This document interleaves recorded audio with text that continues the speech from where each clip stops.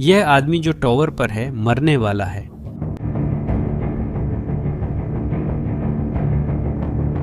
लेकिन मरने से पहले वह युद्ध के बीच एक ऐसा काम करेगा जो किसी सैनिक को न करना पड़े।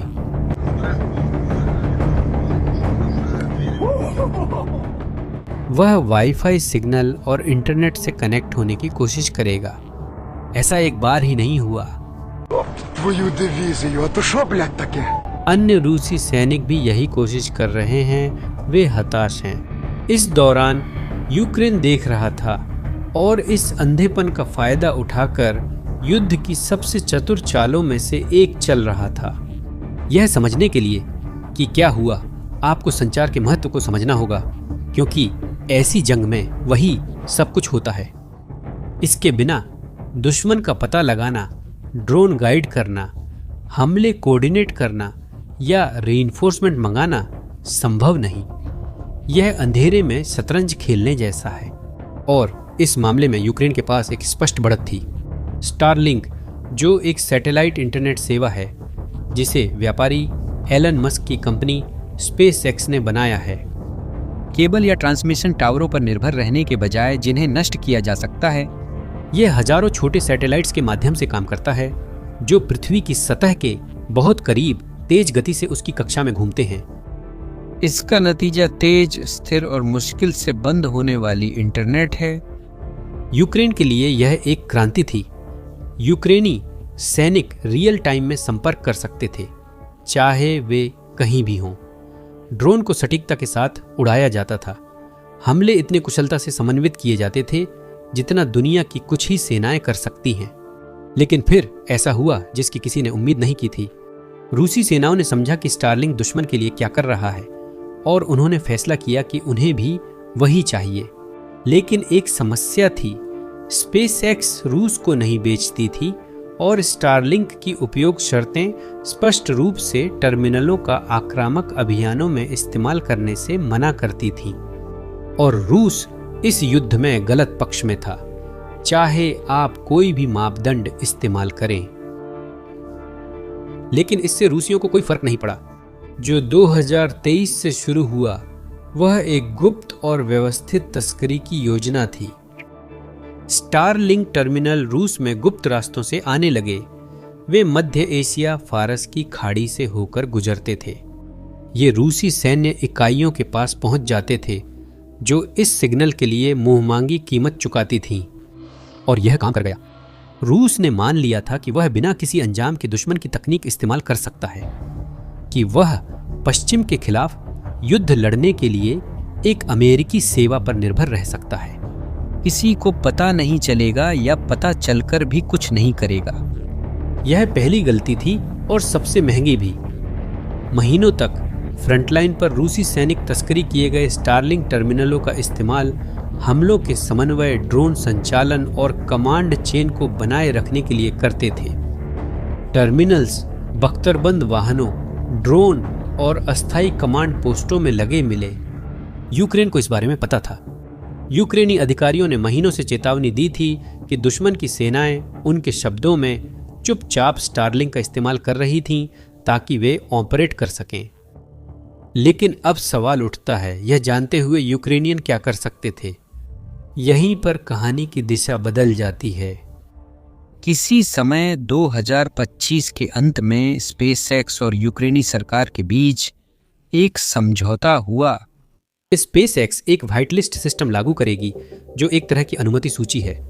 सिद्धांत सरल है, केवल वे टर्मिनल जो यूक्रेनी उपयोग के लिए पंजीकृत और स्वीकृत हैं वही काम करते रहेंगे, बाकी सब कुछ अपने आप ब्लॉक हो जाएगा। यह एक तकनीकी फैसला था।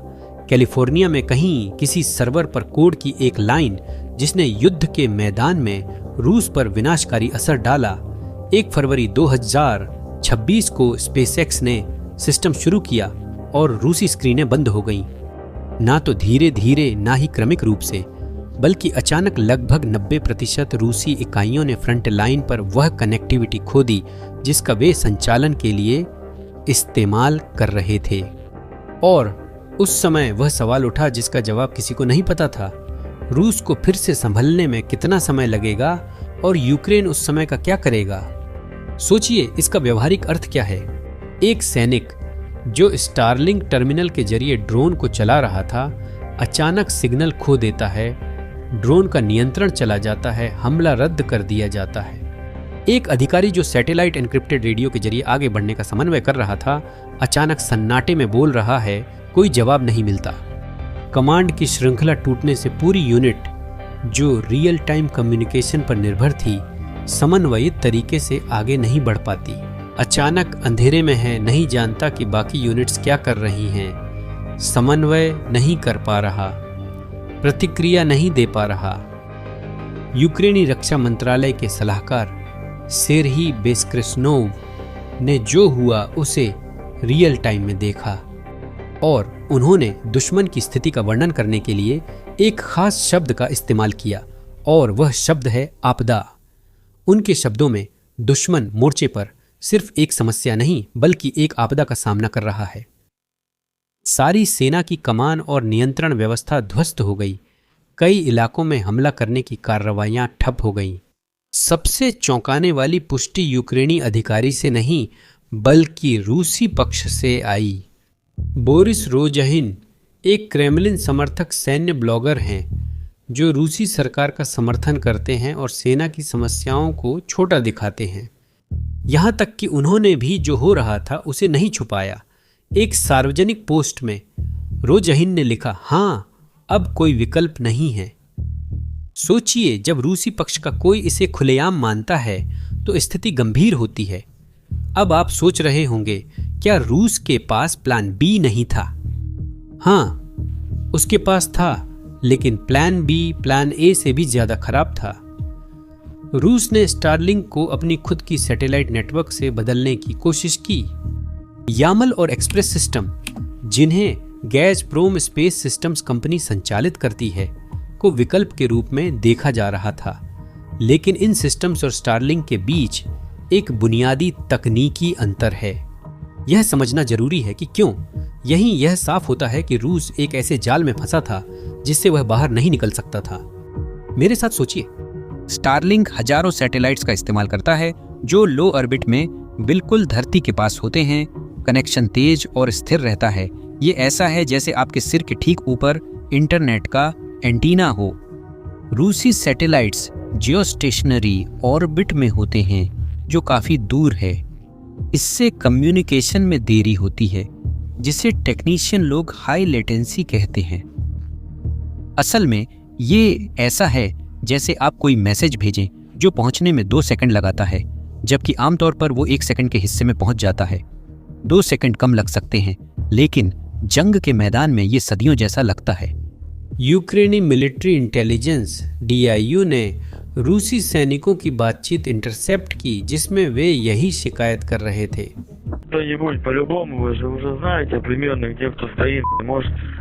गैज़प्रोम के टर्मिनल इतने खराब थे कि खुद सैनिकों ने युद्ध में उनका इस्तेमाल करना लगभग नामुमकिन बताया, क्योंकि कनेक्शन की गुणवत्ता बहुत खराब थी। रूसी सैटेलाइट सिस्टम के पास उस क्षेत्र को कवर करने वाले सिर्फ 5 जियोस्टेशनरी सैटेलाइट हैं। सोचिए, इसका क्या मतलब है?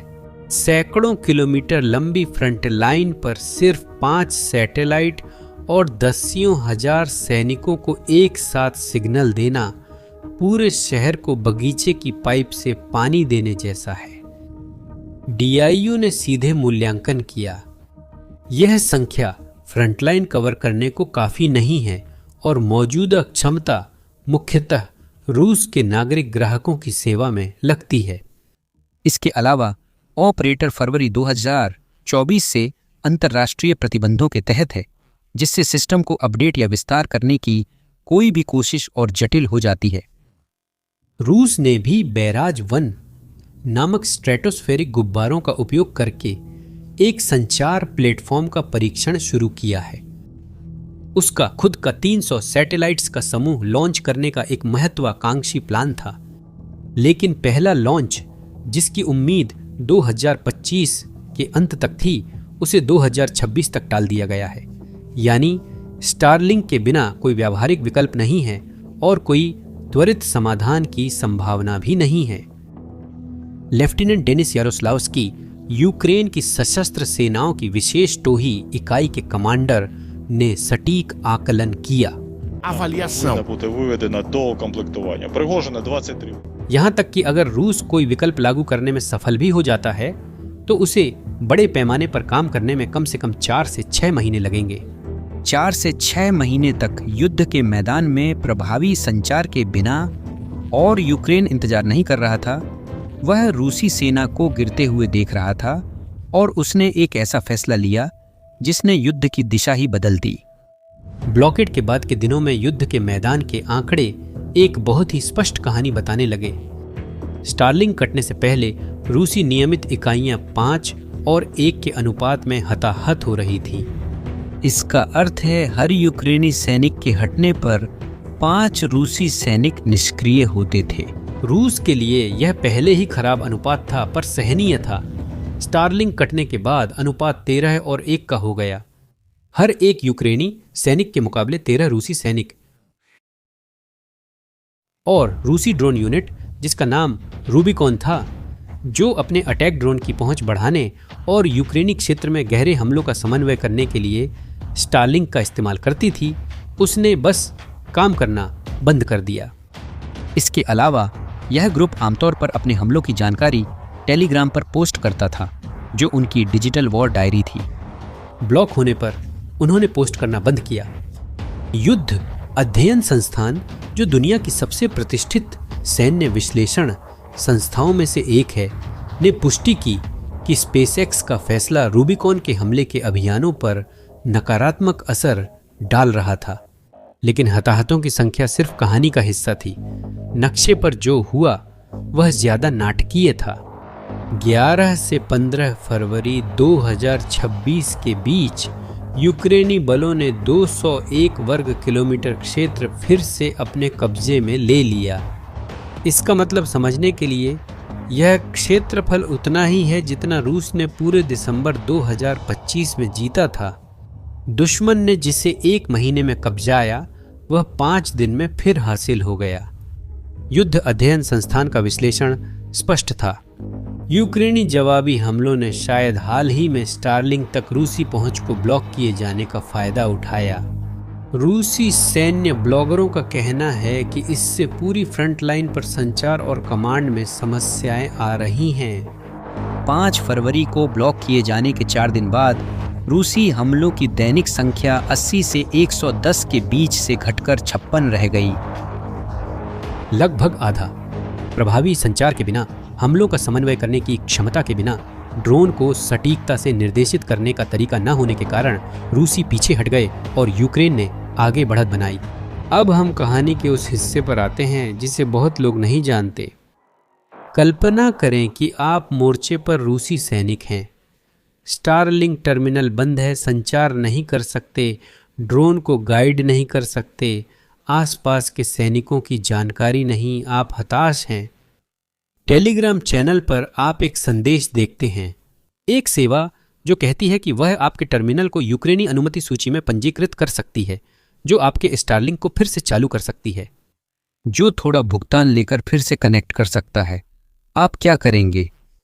कई रूसी सैनिकों ने भुगतान किया और वे यूक्रेन के सावधानी पूर्वक बनाए जाल में फंस गए।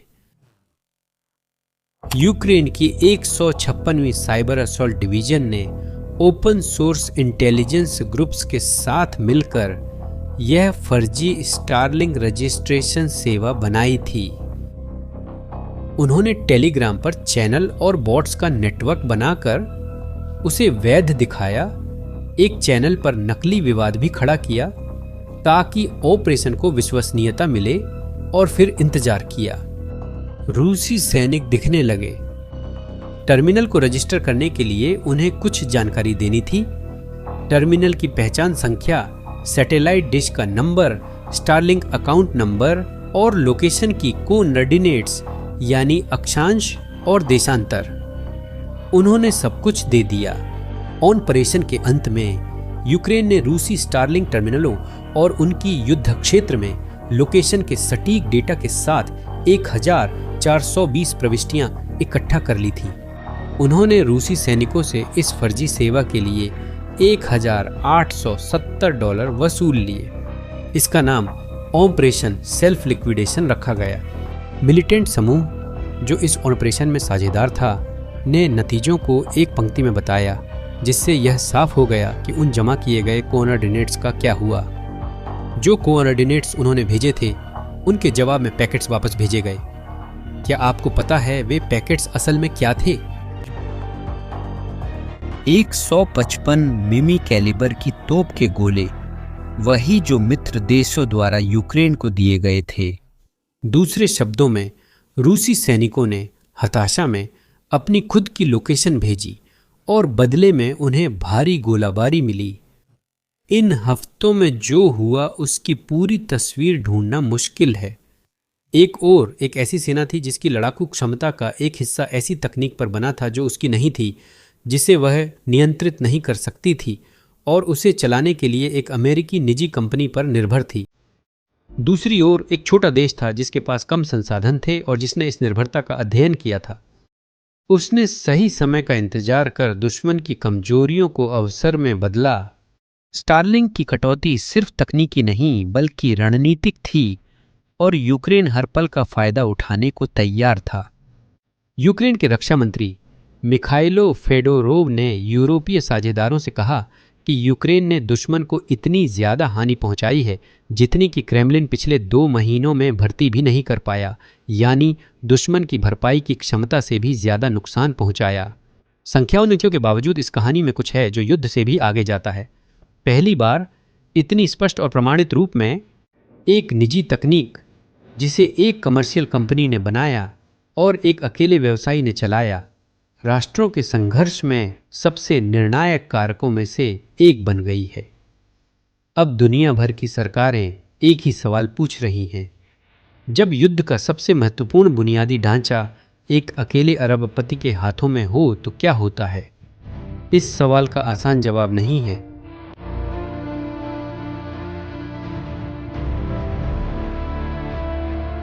लेकिन फरवरी 2026 की कहानी ने जो दिखाया है वह यह है कि यह सवाल अब काल्पनिक नहीं है, यह अब हकीकत है।